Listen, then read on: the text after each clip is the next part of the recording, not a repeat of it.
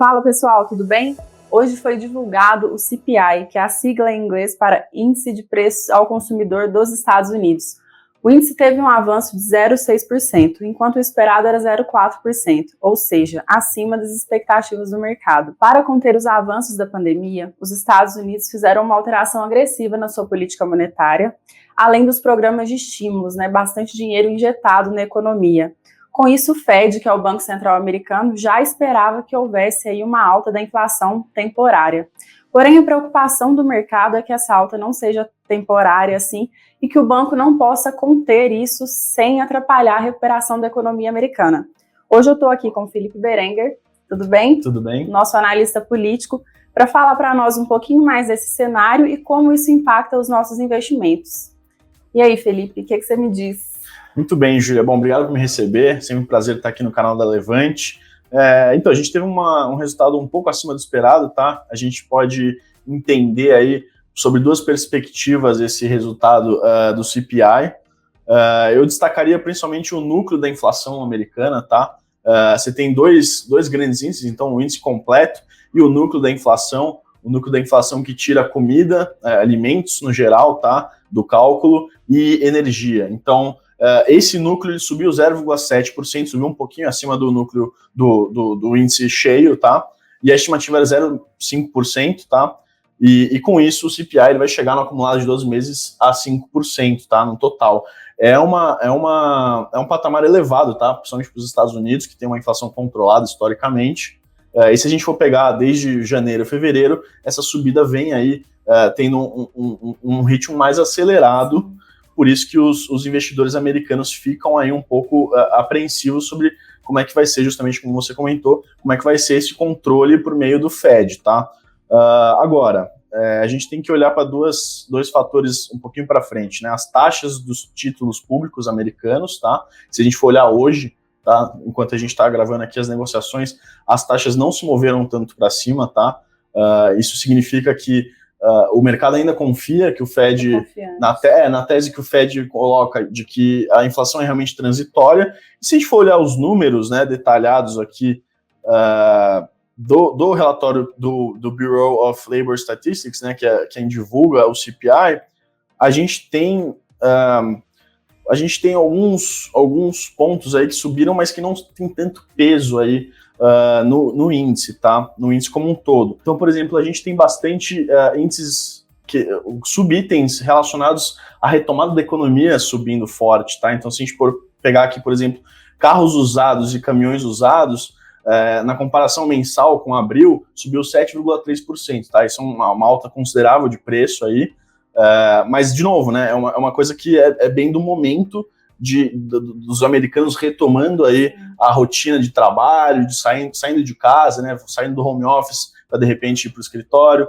A gente tem também uma alta forte aí nas tarifas de passagem aérea, como a gente está vendo no Brasil também aqui, desde a recuperação econômica do ano passado, né, depois que o pior passou. Faz parte da retomada desse movimento, e aí, que é uma cesta, né, de produtos. São várias coisas, e as grandes altas que a gente olha aqui nesse resultado de maio são justamente ligadas a essa volta ao normal, tá? Da economia americana.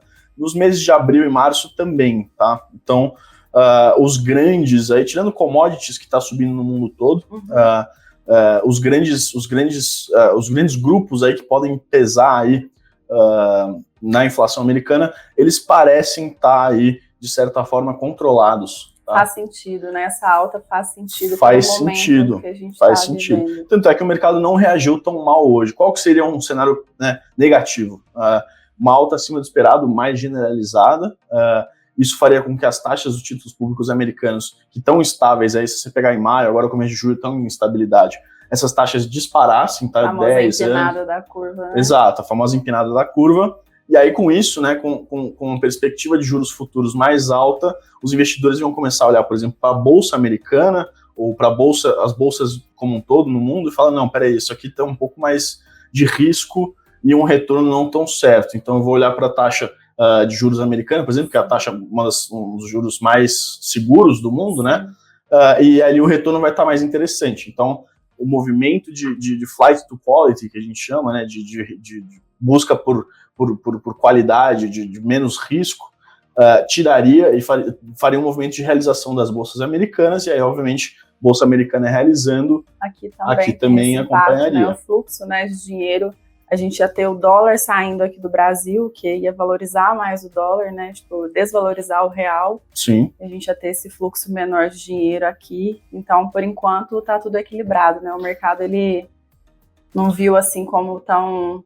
Não foi uma grande surpresa negativa, tá? E aí a gente pega, por exemplo, a divulgação do Jobless Claims, que saiu esses dias também, são os pedidos de seguro-desemprego, é semanal esse dado.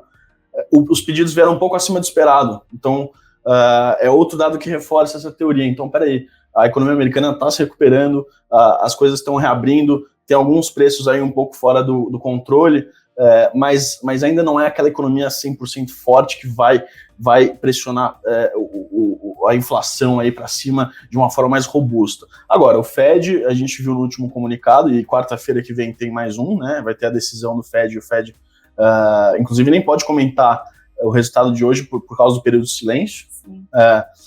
O Fed, nos últimos comunicados, ele tem adotado um tom, falando assim, a gente está entendendo aqui, a gente quer um pouco mais de dado, confirmando que essa inflação vai realmente subir, que o desemprego vai cair para patamares controlados nos Estados Unidos, e aí sim vamos começar a debater a retirada dos estímulos monetários que a gente já comentou por aqui da nossa economia. Mas eu acho que eles estão realmente nesse tom mesmo. Até a questão da recompra de títulos, né? Eles estão mantendo o volume, eu acho que 120 milhões de dólares mês. Então, tipo assim, eles estão atentos aos dados e estão acompanhando se realmente vai ser necessário. Então, acho que por isso o pessoal está mais tranquilo, né? Com certeza. Credibilidade do Banco Central americano, obviamente, importa, né?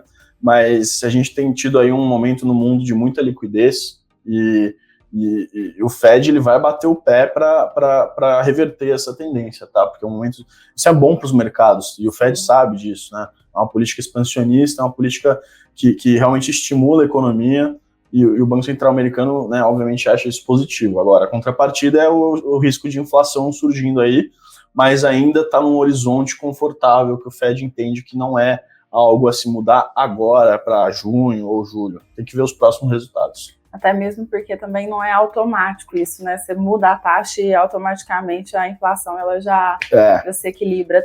Até nisso tem que medir assim, como que vão ser esses impactos dessa alteração, né, Berê? Exatamente, Ju. Então, acho que foram esses os grandes destaques aqui. Não sei se tem mais alguma pergunta. Tem que olhar também a inflação do Brasil, tá? Acho que a gente pode, de repente, até fazer outro vídeo depois quando sair algum dado importante. Mas, enfim, as inflações aí estão subindo, né, no mundo todo, até porque se a gente for olhar a base comparativa anual, nem faz tanto sentido olhar, porque se a gente for pegar abril ou maio do ano passado, a gente estava nos piores momentos, os períodos deflacionários, de fato, no mundo todo por causa da Covid. É isso aí. Bom, acho que é isso. Muito obrigada. Eu que agradeço. Até a próxima, pessoal. Tchau, tchau.